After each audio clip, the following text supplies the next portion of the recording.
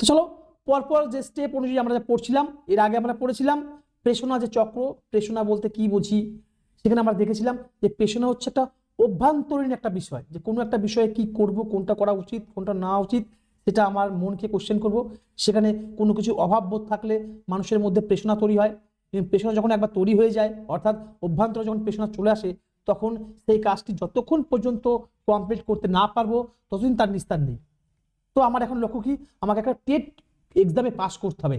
যতক্ষণ পর্যন্ত আমি এক্সামে পাস করতে না পারবো ততক্ষণ কিন্তু পেশনা আমাকে ছেড়ে যাবে না। তো যখনই আমাদের মধ্যে একটা পেশনা তৈরি করবো, পেশনা কিন্তু আবার বলছি কোনো কিছু অভাব বোধ হলে তবে কিন্তু পেশনা তৈরি হবে। অভাব বোধ হবে, অভাব হওয়ার পরে একটা চাহিদা দেখা দেবে, চাহিদার পর অভাববোধ, অভাববোধের পরে কি হবে, আমার এবার অস্বস্তিকর পরিবেশ তৈরি হবে যে কিভাবে আমি এই লক্ষ্যটা পূর্ণ করব। লক্ষ্যর পথে ছুটবো, ছোটার পথে অনেক বাধা আসবে, এবং আমার সেই লক্ষ্যে পৌঁছে কিন্তু শেষে চাহিদার তৃপ্তি ঘটবে। এভাবে কিন্তু পেশনা একটা চক্রাকারে হয়, সেই বিষয়ে আমরা আলোচনা করেছিলাম। আজকে পেশনার সঙ্গে সম্পর্ক যে বিষয়গুলো ভীষণই ইম্পর্টেন্ট, আমাদের TET exam, SSC exam, CTET এক্সামগুলোতে এখান থেকে কোশ্চেন আসে। তো আমি তোমাদেরকে একটা কথাই বলবো, প্রথমে থিওরি ক্লাসগুলো খুব ভালো করে করো। থিওরি ক্লাসগুলো যদি ভালো করে বুঝে থাকো এবং বিষয়ভিত্তিক ধারণা যদি থাকে, তাহলে কিন্তু তোমার কোনো সমস্যাই হবে না। তো বলবো এমসিকিউ প্রথমে না, এমসিকিউ কখন করবো, পড়া complete, theory class complete, text book পড়া হয়ে গেছে, এবার আমি প্রিপারেশন নেবো, প্র্যাকটিস সেট তখন ধরবো, তখন আমি এমসিকিউ পড়বো। তার আগে কিন্তু আমি থিওরি ক্লাসগুলো ভালো করে ফলো করবো। তো আজকে আমরা যেটা পড়বো, মাসলোর চাহিদা। চাহিদার তত্ত্বটা কি আমরা বুঝতে, চাহিদা মানে কি, নিশ্চয়ই অভাববোধ। প্রত্যেকটা মানুষের পরপর চাহিদা থাকে, একটা চাহিদা পূরণ হওয়ার পর আরেকটা চাহিদা দেখা যায়। ছোট্ট একটা গল্প বলবো। একটি ছেলে বাজার করতে যাচ্ছিল, প্রথমে তো বাজারে যাচ্ছিল, পায়ে জুতো নেই, হেঁটে হেঁটে যাচ্ছিল, খুব কষ্ট। তো বলছে এই যে রোদ্দুরের মধ্যে যাচ্ছি, পায়ের মধ্যে গরম, তারপরে পাথরের টুকরো পায়ে ফুটছে, হে ঈশ্বর আমার যদি একটা জুতো থাকতো খুব ভালো হতো। এই যে চাহিদা, জুতো যদি থাকতো খুব ভালো হতো। তো যাক, তার একটা কোনো রকম ভাবে কেউ একজন জুতো দিয়েছে, জুতো পরে বলছে, হাঁটছে, প্রভু যদি আমাকে একটা যদি ছাতা থাকতো খুব ভালো হতো, আমি যাচ্ছি, বৃষ্টি কখনো ভিজছি, কখনো রোদ্দুরের যে উত্তপ্ত তাপ আমার গায়ে লাগছে, ছাতা হলে খুব ভালো হতো। সে ছাতাটা পেয়ে গেল, তাই দেখো। তারপর আবার বলছে আমি হেঁটে যে যদি একটা সাইকেল হতো খুব ভালো হতো, সাইকেল হয়ে গেল। সাইকেল হয়ে গেলে কি হবে, যদি আমার একটা বাইক থাকতো, বাইকের পর চার চাকা থাকতো। এইভাবে চাহিদা কিন্তু শেষ নেই, প্রত্যেকটা মানুষের চাহিদা। তার মানে কি, প্রাথমিক চাহিদা পূরণ করতে হবে। মনে রাখতে হবে মাসলোর যে চাহিদা, যে ক্রম পর্যায়ে 5টা চাহিদা আছে এখানে, কিন্তু যে প্রথম চাহিদা পূর্ণ না হলে দ্বিতীয় চাহিদাতে কখনোই যাবে না। তাহলে প্রাথমিক চাহিদাটা পূর্ণ করতে করতে আস্তে আস্তে সর্বোচ্চ চাহিদাতে যাবে, সেই বিষয়টাই আমরা পড়বো। চলো আমরা একটু দেখে নিই, আমরা যেটা পড়বো আজকে সেটা হচ্ছে এই যে মাসলোর যে চাহিদা। তাহলে মাসলোর যে চাহিদার যে ক্রমপর্যায়, সেই ক্রমপর্যায় হচ্ছে কি, আমাদের যে 5টি চাহিদার কথা বলছি, একদম সর্বনিম্ন কি প্রাথমিক চাহিদা কি। প্রথমে যদি আমি খাবার জল না পাই, আমি কি বাঁচতে পারবো, আমি কি কাজ করবো? প্রথমে কি, আমার খাবারের দরকার, প্রাথমিক যে চাহিদা খাবারের চাহিদা হবে। খাবার খাওয়া হয়ে গেল, এরপর কি, এবার একটু ঘুমাবো, থাকার জায়গা দরকার। যখন থাকার জায়গা আছে কিন্তু খাওয়ার জায়গা নেই, তাহলে থরি হবে। প্রথমে প্রত্যেকটার সঙ্গে প্রত্যেকটা রিলেট করা আছে কিন্তু। তাই প্রথম খাদ্য জল, প্রাথমিক চাহিদা, খাবো, খাবার খাওয়া, খাওয়াটা হলো। এবার বলবো না, একটু থাকার জায়গা, বাসস্থানের চাহিদা, বাসস্থানের চাহিদা হলে কি, তারপরে এবার একটু নিরাপদ, আমার সেফটি দিতে হবে, আমার সমাজ যাতে আমাকে ভালোবাসে, সমাজে কেউ যেন আমাকে অ্যাটাক না করে, নিরাপত্তা বোধ করবে। তো এইভাবে পরপর চাহিদাগুলো তো আমরা যাবো, সেটাই তোমাদেরকে দেখাবো একটা চিত্রের মধ্য দিয়ে। শঙ্করস্থানের ক্লাস মানে চেষ্টা করা হয় প্রত্যেকবারই ছবির আকারে দেওয়ার, এবং প্রত্যেকটা ক্লাসই খুব সুন্দর ছবির মধ্যে দেওয়া হয়। তোমাদেরকে বারংবার বলবো, যদি এই ভিডিও দেখে কিছুটা তোমাদের উপকৃত হও, অবশ্যই চ্যানেলটিকে লাইক সাবস্ক্রাইব অবশ্যই করে দেবে। তো চলো আমরা দেখে নেব কি আছে ছবিতে। দেখতে পাচ্ছ, জীবনে চলার পথে অনেক বাধা আসবে, কিন্তু বাধা পেরিয়েই তোমাকে এখানে আসতেই হবে। এটাই তোমার হচ্ছে লক্ষ্য থাকবে, এই লক্ষ্য তুমি স্থির থাকো। তাহলে দেখো, প্রথমে যে চাহিদাগুলো থাকবে, প্রথমে যে একটা চাহিদা, যে খাদ্যের চাহিদা থাকবে, এবং এই পরপর স্টেপ স্টেপ পরপর এসে কিন্তু তুমি একটা সময়ে এখানে এসে পৌঁছাবেই, যদি তোমার লক্ষ্য ঠিক থাকে এবং প্রেষণাকে যদি তুমি ঠিকঠাক করে রাখতে পারো, ঠিকভাবে চাহিদা থাকে তোমার, তাহলে তুমি তোমার লক্ষ্যে কিন্তু পৌঁছাবেই।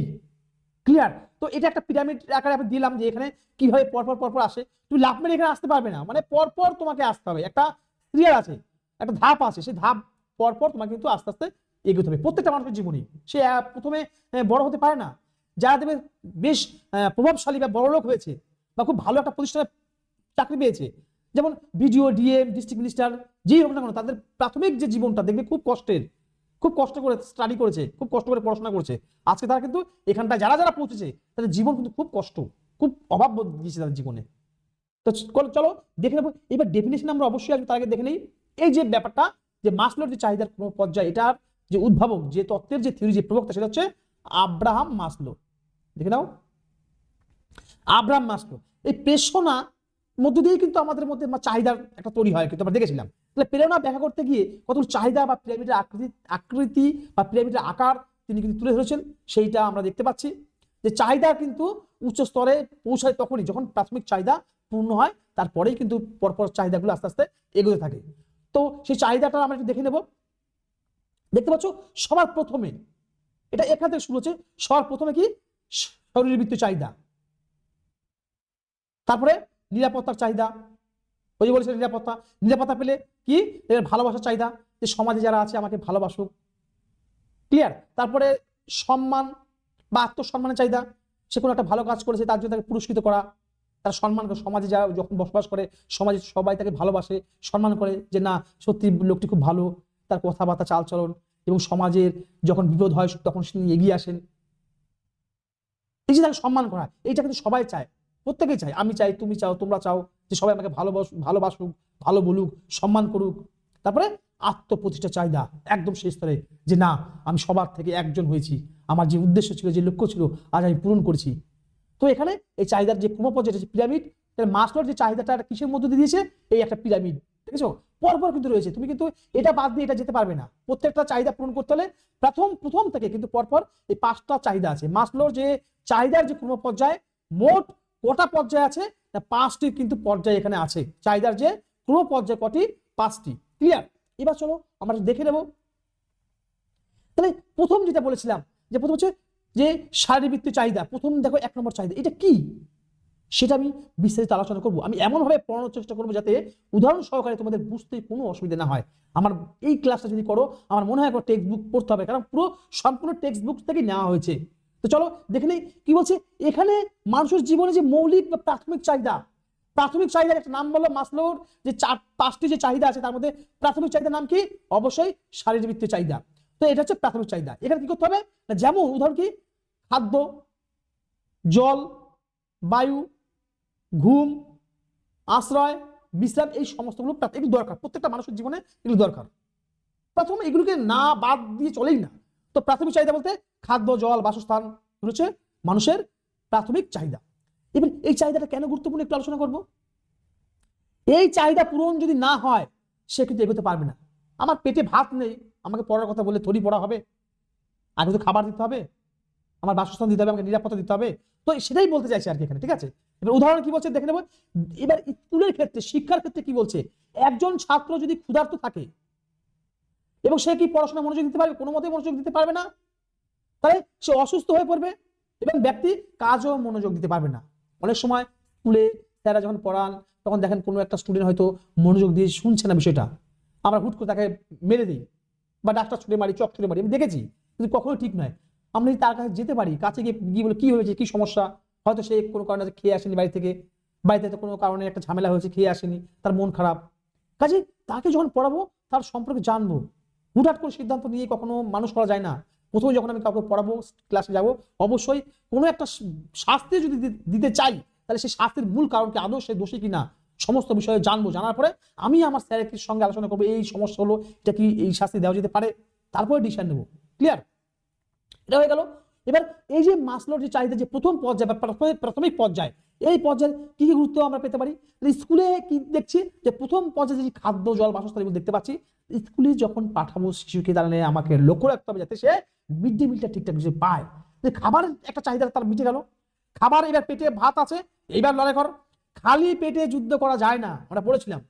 তাহলে প্রাথমিক স্কুলের প্রথম কাজ করলো কি হবে আমাদের, না স্কুলে যাতে মিড ডে মিলটা পায় তার ব্যবস্থা করে দিতে হবে, তাহলে তার প্রাথমিক চাহিদা কিন্তু পূর্ণ হবে। দেখতে পাচ্ছ, একটু দেখবে, উদাহরণগুলো দেখবে, জাস্ট ছবির আকার দেখে নেবে, ক্লিয়ার হয়ে যাবে কনসেপ্ট। তাহলে প্রাথমিক চাহিদাটা কি আমাদের, যে খাবারের চাহিদা, যেটা আমাদের জীবনে যেগুলো দরকার, প্রয়োজন, নিত্য প্রয়োজনীয় দরকার প্রথম ভাবে, তো সেগুলো কিন্তু আমাদের এখানে দিয়ে দেওয়া হলো। তাহলে প্রথমত শিক্ষার ক্ষেত্রে আমরা কি করবো, মিড ডে মিলের ব্যবস্থা করবো, 1 নম্বর ক্লিয়ার। এবার 2 নম্বর চলে যাবো, চাহিদার শেষ নেই, মার খাওয়ার বয়স নেই। তো যাই হোক, চাহিদাটা কি, প্রথমে দেখো খাবার চাহিদা হয়ে গেছে, ব্যাস। এবার বলছে খাবার চাহিদা তো হলো, আমার নিরাপত্তা দরকার, সমস্ত দিক দিয়ে নিরাপত্তা। আমার সমাজে যে সমস্ত বসবাসকারী মানুষ কিছু আছে প্রভাবশালী, তাদের আমি ভালো দেখছি না, সেদিকে আমাকে নিরাপত্তা দিতে হবে। তার মানে তুমি সমাজ থেকে নিরাপত্তা চাইছো, সব দিক দিয়ে নিরাপত্তা। স্কুলে যখন চাইছো, স্কুলে আমার নিরাপত্তা চাই, আমার স্যারকে দেখে খুব ভয় লাগে। তাহলে স্যার এমন একটা পরিবেশ রচনা করবেন যাতে স্যার ছাত্রদের সঙ্গে বন্ধুর মতো মিশতে পারে।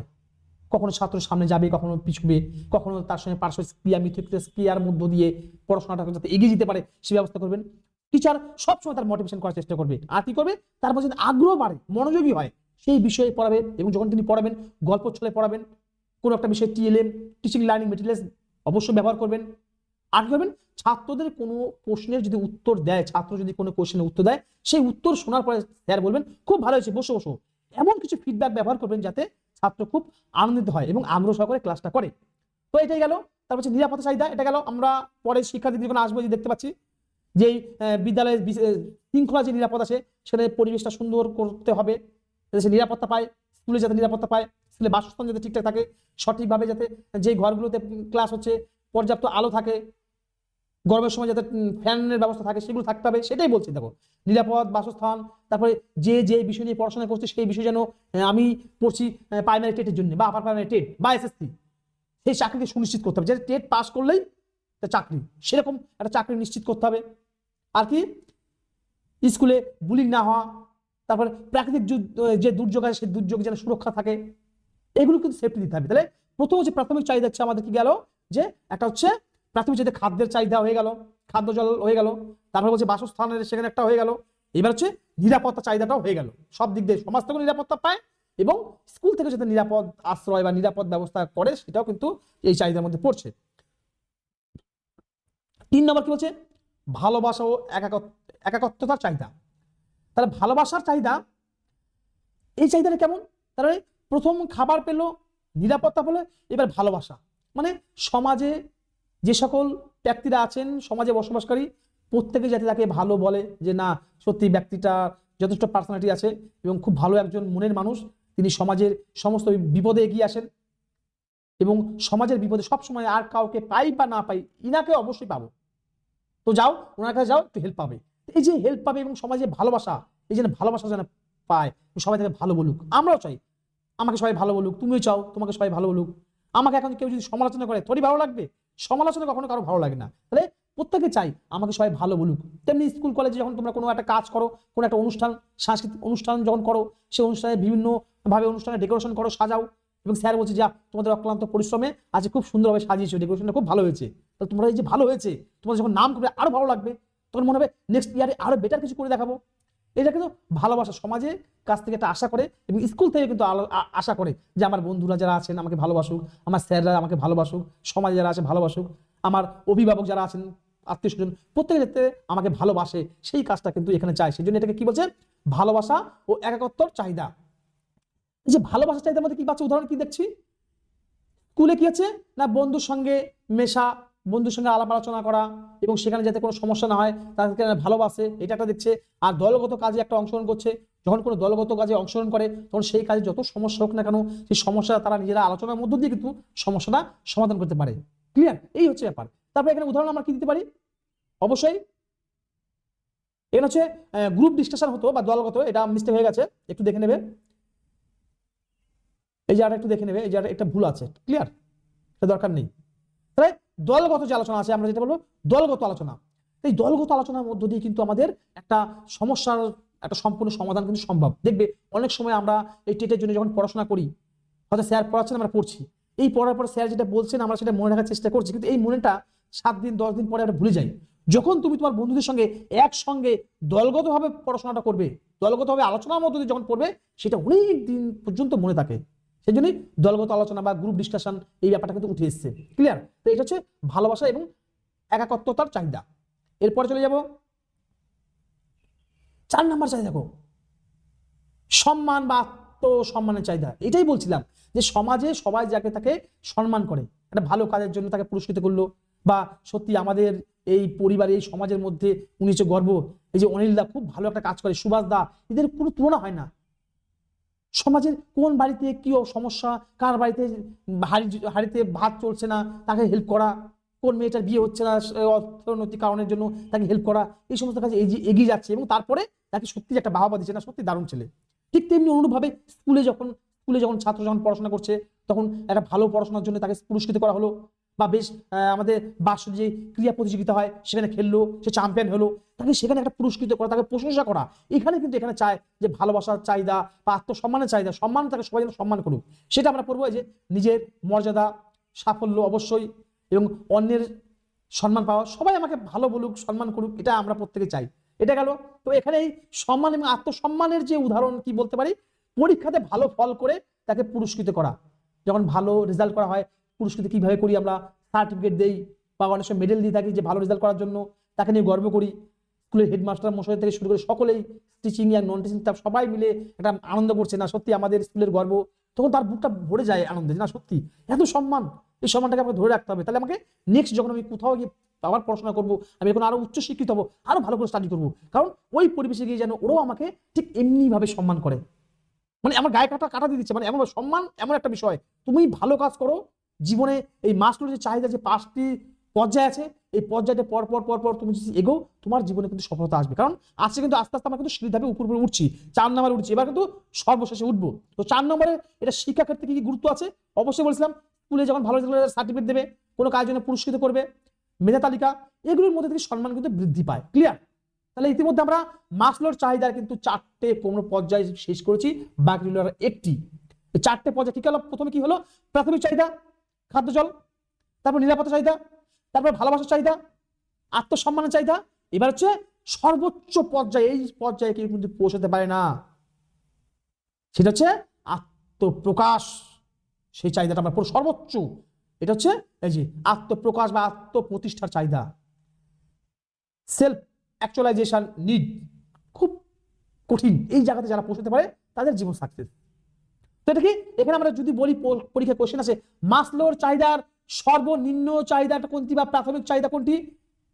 অবশ্যই কিন্তু আমাদের ওই খাদ্য চাহিদা, বাসস্থানের চাহিদা, এবং সর্বোচ্চ চাহিদা আত্মপ্রতিষ্ঠার চাহিদা। সবার নিচে কি আছে? প্রাথমিক চাহিদা। সবার উপরে কি আছে? আত্মপ্রতিষ্ঠা চাহিদা। এমন ভাবে কোশ্চেন করবে জানো তোমাদের যাতে ঘাবড়ে যাও, এরকম বলবে মাসলোর যে কোনো পর্যায়ের 3য় নম্বরের চাহিদাটার নাম বলো, তার জন্য পরপর জানতে হবে। মাসলোর কোনো পর্যায়ে সর্বোচ্চ চাহিদার নাম বলো, মাসলোর কোনো পর্যায়ে 5 নম্বর যে কোনো পর্যায়ে আছে তার নাম বলো। ক্লিয়ার? ঠিক না? এটা হচ্ছে সর্বোচ্চ চাহিদা, সবসময় এটাকে এটা সর্বোচ্চ সম্ভাবনার চাহিদা। উদাহরণ কি? যেমন বিভিন্ন কাজে চাহিদা, আত্মপ্রতিষ্ঠা, কেউ সঙ্গীতে ভালো, সে পড়াশোনায় ভালো, এবং ধীরে ধীরে সঙ্গীত শিল্পী হয়, এবং গবেষক হওয়ার স্বপ্ন, যে আমি পড়াশোনা করলাম, উচ্চ মাধ্যমিক পাস করলাম, গ্র্যাজুয়েশন করলাম, MA করলাম, এমএড করলাম, নেট বা সেট কোয়ালিফাইড করলাম, এবার আমি রিসার্চ করবো বা গবেষণা করবো। তো এগুলো হচ্ছে আত্মপ্রতিষ্ঠা, এগুলো সম্মানের চাহিদা। তাহলে এখানে সবার সমাজের কল্যাণের জন্য কাজ করা, এবং আমার জীবনের স্বপ্ন আমি একজন গবেষক হবো। প্রত্যেকটা মানুষের জীবনে স্বপ্ন থাকে, সেই স্বপ্নের পিছনে ছুটেই কিন্তু সেই চাহিদাগুলো পূরণ করতে হয়। এবং এই যে আত্মপ্রতিষ্ঠার চাহিদা, এই চাহিদাটা আমাদের শিক্ষার ক্ষেত্রে কতটা গুরুত্ব একটু জানবো। বলছে একজন ছাত্র যদি নিজের আগ্রহ অনুযায়ী বিষয় নির্বাচন করে ও সৃজনশীল কাজ করে, তবে আত্মপ্রতিষ্ঠার পথে সে এগোবেই। আমার মনের মধ্যে যদি থাকে যে না আমি এটা করবই, তাহলে পরপর প্রত্যেকটা স্তর এগিয়ে এগিয়ে আমার কিন্তু সর্বোচ্চ স্তরে আমি পৌঁছতে পারবো। তো তোমাদের প্রত্যেককে বলি, মাসলোর যে চাহিদার ক্রমপর্যায়, এই ক্রমপর্যায় চাহিদাকে আমরা পিরামিডকে বলা হয়, একটা পিরামিডের আকারে দেওয়া হয়েছে। তোমরা মনে রাখবে পরপর স্টেপ আসবে, মনে রাখবে প্রথম যেটা আছে, প্রথম মানে কিন্তু সবার উপরে বলবো না, নিচে, যে নিচ থেকে শুরু হচ্ছে, সবার উপরে কিন্তু কি থাকছে? সবার উপরে থাকছে এটা আত্মপ্রতিষ্ঠার চাহিদা। তারপরে থাকছে কি 4 নম্বরে? আত্মসম্মানের চাহিদা। 3 নম্বরে ভালোবাসার চাহিদা। 2 নম্বরে নিরাপত্তা চাহিদা। আর 1 নম্বরে হচ্ছে যেটা প্রাথমিক চাহিদা বা শারীরবৃত্তীয় চাহিদা, যেখানে খাদ্য, জল। ক্লিয়ার? তাহলে এই হচ্ছে গল্প। তাহলে এখানে এই বিষয়টা তোমরা টোটাল সুন্দরভাবে দেখবে। মাসলোর এই চাহিদার ক্রমপর্যায়টা একটু তোমরা দেখে নাও, আশা করি প্রত্যেকের কাছে ক্লিয়ার হয়ে যাবে। তো চলো আর কি কি বিষয়গুলো আছে আমরা একটু দেখে নেব।